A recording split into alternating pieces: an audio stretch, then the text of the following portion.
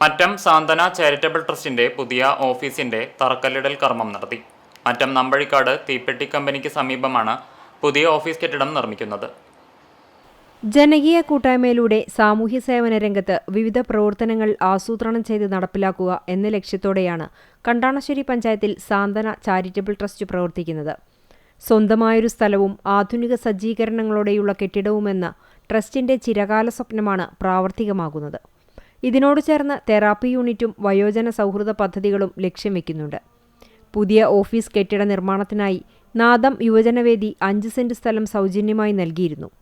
ജീവിതത്തിൽ അവസാനഘട്ടത്തിൽ കഴിയുന്നവർക്ക് ആശ്വാസവും കരുതലും നൽകുകയാണ് സ്ഥാപനത്തിന്റെ ലക്ഷ്യം. തറക്കല്ലിടൽ കർമ്മത്തിൽ trust chairman VK Narayanan master അധ്യക്ഷത വഹിച്ചു. കണ്ടാണശ്ശേരി ഗ്രാമപഞ്ചായത്ത് പ്രസിഡന്റ് MP സജീബ് ഉദ്ഘാടനം നിർവഹിച്ചു. ജില്ലാ പാലിയേറ്റീവ് കെയർ സെക്രട്ടറി ജിസൻ ചൂണ്ടൽ മുഖ്യാതിഥിയായി പങ്കെടുത്തു.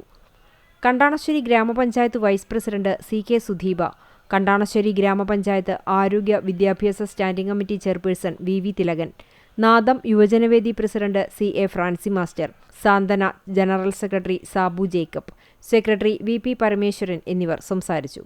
ജനപ്രതിനിധികളും സാന്ത്വന ട്രസ്റ്റ് അംഗങ്ങളും നാട്ടുകാരും ചടങ്ങിൽ സംബന്ധിച്ചു.